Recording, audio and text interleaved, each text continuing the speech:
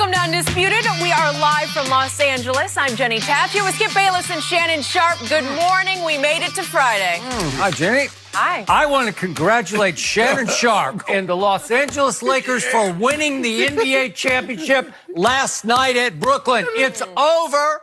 That's what I heard after the game. That was it. Tour de force, LeBron triple-double, game over. They beat the Nets, who had lost 5 straight games. No, 6 straight now. It's 6 straight. This is a championship? Yeah. What happened? We win a game that we win by 8 against the Knicks. How can you just beat the miserable Knicks by 8 points? I didn't we say blow that. one team out, and now You said, how can we just beat the Knicks by 8 points? You think Kyrie wish he was back with Bron? Probably not. Yeah, he does. Yeah. He wishes he's waiting until next year when the best player on the planet returns to be his teammate in Brooklyn. Is that what it's going to come Best player on to? the planet is in L.A. Yeah. Oh, okay. Lakers, upstairs, It's not over. the basement. Upstairs, not basement. We're going to go there. Before we head to Miami, guys, we have a jam-packed Friday show today. Will the 49ers be able to count on Jimmy G when it matters most? Does LeBron think the Lakers have enough pieces to win the title? And hey, Michael Rappaport is going to stop by, join us later in studio. But first, we start with Patrick Mahomes and the electric Chiefs offense. According to Fox Bet, the Chiefs are 1.5-point favorites. And yesterday, Chiefs offensive coordinator Eric Bieniemy spoke about the offense with Mahomes, saying, quote, every play is designed to score a touchdown. He never says he doesn't like a play. So, Shannon, do you like that he said this? I do, but Skip, obviously that's not true. On 4th and 1 at the 50-yard line, Skip, and you want quarterback sneak. Obviously, you're not trying to score a touchdown, but his mentality is that's their thought process. Is that this is why they had so many 40-yard pass plays. This is why they had so many 40-plus yard touchdowns. Is because their mentality is, Skip, it's hard to win ball games and methodically go 13, 14 plays down the field. Something bad can happen. They have the ability to go quick strike. And this is what happened when they played Houston. Remember, Skip, the first 3 drives, they get nothing. And then the next 7 drives, touchdown, touchdown, touchdown. This is what they can do. And since that Houston game, Skip, check this out. Since the Houston game, they went 0-3. Then they go 7 straight touchdowns. And they went 3 drives against on 12 of their next 17 drives with Houston and the Titans, 12 of 17 touchdowns. That's what they have the ability to do. And because my homeboy, give me the real deal. Now, I've been trying to tell you this. I say, Skip, I got this young man I want you to get on early. It's kind of like Google stock. I tried to get you in early at the ground floor, Jenny, so we can rise on this thing together. Sure. He ain't want no part of my homeboy, Dak. And Dak's my quarterback, and Dak I trust. Some of us are true to their teams. Some of us change teams by the week. No, hold on, Skip. I got a team that's in the Super Bowl, remember? You remember I picked KC and my homeboy? You did. So, I'm going to feel good about it. Yeah. We cannot take it. What they have is a quarterback, Skip, that can make every throw from the pocket. He can also make every throw outside of the pocket. He can throw for depth. He can throw for accuracy. Now, you pair that with, they have the fastest group of receivers in all of football. 2 of their receivers are former return guys, and McCole Hardman returned kicks and punts. Tyreek Hill, that's how he cut his teeth in the NFL until he got up to speed at the receiver position. So they got guys that operate really, really well in space, and they can run. So now you diagram plays, Skip, to try to get home runs. And sometimes I think that works against them because that's all they're thinking about. They don't really care about the 10-yard route. They want the 45-yard home run. And this is also why they drop so many passes. It's because they're always thinking big play. They think, if you notice Travis Kelce and Tyreek, they're dropping plays. Their heads are here because they're already looking for that defender to make that guy miss so they can get gone. So I like the philosophy. I like the mentality because they have a guy in Eric Bieniemy. Is he coaching? Did he get a head coaching job? Oh, we talk about that later, Skip. I like that he said it. He says this guy doesn't think there's a play that he can't make work.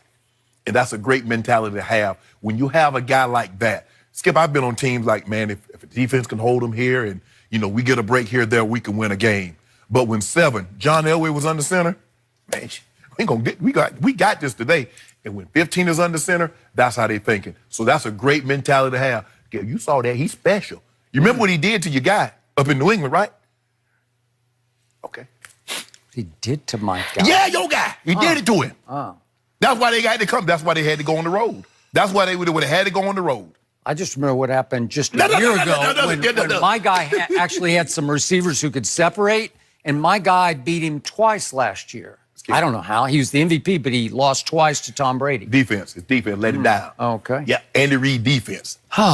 So it is now my turn. It and is. if you don't mind, I'm going to remind our viewers that I started covering pro football with Don Shula's Miami Dolphins in the 1970s. Then I spent a lot of time around Coach Walsh, the great Bill Walsh. And then I spent a whole lot of time around the great Tom Landry, who had some offensive genius about him. And then I spent a whole lot of time around the great Jimmy Johnson, now being inducted into the Pro Football Hall of Fame soon. And I got to tell you, not one time in all those years, all those many years, did I ever hear anybody say, every play that we have is designed to score a touchdown. No, nobody ever said that one time. Not even the great Bill Walsh, who invented an offense. It's supposed to be understood. Yeah, it's just understood. Well, obviously, the goal of every play, unsaid, unwritten, Yes. the goal, the hope of every play, even a short yardage play is, hey, if we break it, we break it. That would be great because obviously the goal is to take the ball across the goal line into the end zone to score 6 points. Yes. Right? Yes. But you don't say the goal. Say it. You just can't say it because it could be the worst words that ever came out of your mouth because your opponents don't want to hear you say that every play we have is designed to score a touchdown. That is the single most arrogant thing I've ever heard come out of any coach's mouth, especially before a Super Bowl. And I like Eric Bieniemy, and I do wish he were a head coach in this league, and maybe someday soon he will be.